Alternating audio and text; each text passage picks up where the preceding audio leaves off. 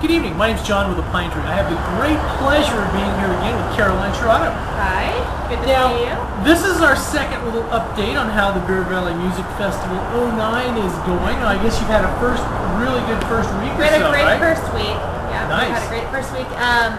Second week is not as well attended as we would like, so we need to get some people. Buy tickets. Get up up there. Now, tonight we are standing in front of the Bret Harte Theater where we're having a little bit of highbrow treatment. So what's going on behind us? Well, we brought the opera down the hill, and it's with piano. It's fully costumed and staged.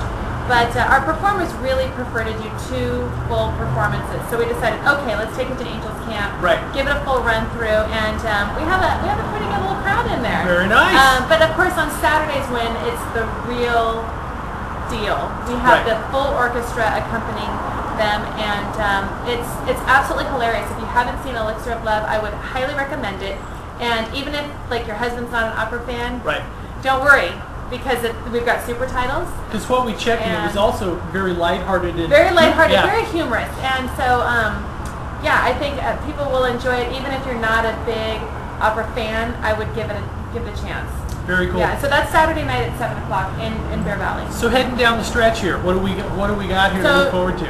We've only got three nights left, and so tomorrow night is the orchestra, and we've got our all-stars, and so we've got 4 members of the orchestra who will be coming up front doing some solo stuff. And for those of you who've been coming for a few years, you might know Larry Shapiro. He's our concertmaster and principal violinist. So he'll be there, Brenda Tom on piano, Gary Spurl on clarinet, and Doug Harvey, who's our principal cellist.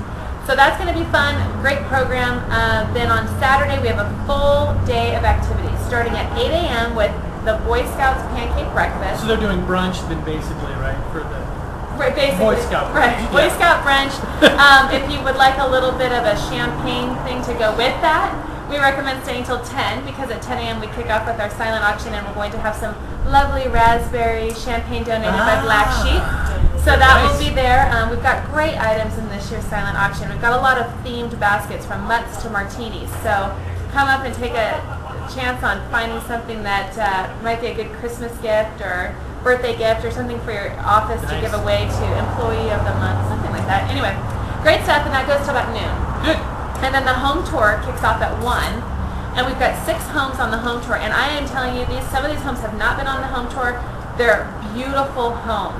And it's not where we take you along to each home. It's on your own. You get a map. You pick it up at the tent at 1, and then off you go. There's some stunning homes. Stunning homes, hand Yeah. carved, railings for the stairs, and I mean just there's unbelievable a views. few of them up there that are like money no object homes. Money no object homes, and some of them are on the tour. I won't say who, but you'll figure it out. And so that's from 1 to 4.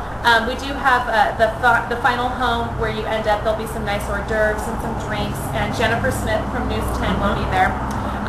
So then after that we've got the opera, which I talked about, and then Sunday we wrap up the program with a Family Pops. And we've got Dean Butler, and some of you might remember him from Little House on the Prairie. And he's narrating Peter and the Wolf. Very cool. And we've also got this 13-year-old violinist from Elk Grove. His name is Ray Anthony Trujillo. He's amazing. He's multi-talented. He not only plays the violin, but I also believe he plays the saxophone.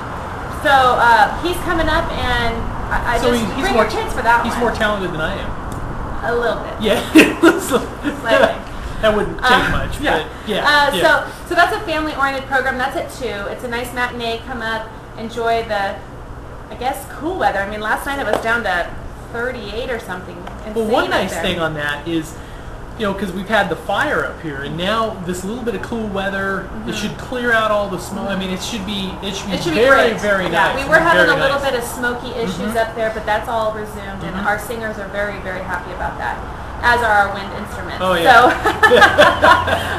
but we're not so happy about the cold. Again, that's not real great for the wind instruments, but the reeds, and for some of the violinists, we have 150-year-old violins. Right. So we've got some heaters going on, but from what I understand, it's supposed to warm up. Oh yeah, tomorrow, I mean it looks like the weekend's supposed to have really nice weather. Yeah, so we're excited. Should be very perfect. But like all nonprofit organizations, we are taking a huge hit this year. We didn't realize going into the festival what things were going to look like, unfortunately, and now we're towards the end, and we're looking at quite a big loss, tens of thousands of dollars. So you would accept $400 or $500 a ticket. If they wanted to pay, generously donate. I mean, it's worth that. Yeah, no, it is worth it. But so I mean, really, it's something that's been around for 41 years in this support corridor. the arts. We really need some support. Really, I mean, if nothing else, just to call us up and say, hey, I'd like to help out with just a $10 donation. And I wanted to apologize before we started this whole piece. Is that coverage for us, coverage of the fire and stuff, actually on the news side got in our way a little bit. So we'll make sure. Right, and that may have kept some people away as well. Mm-hmm. But really, ticket sales in the first week have been great. And going into this, I did expect some smaller donations, and I cut 25% of my budget before we went in. And it's still not enough. So, I'd like to see us come back next year, and I believe that we will. So. Oh yeah. So you're looking for a patron or a little bit of. If there's a fairy godmother out there somewhere, point her in my direction. You got it. All right. Well, thank you very much, and look forward to a great closing weekend. Yeah, absolutely. See you there. All right. Attack!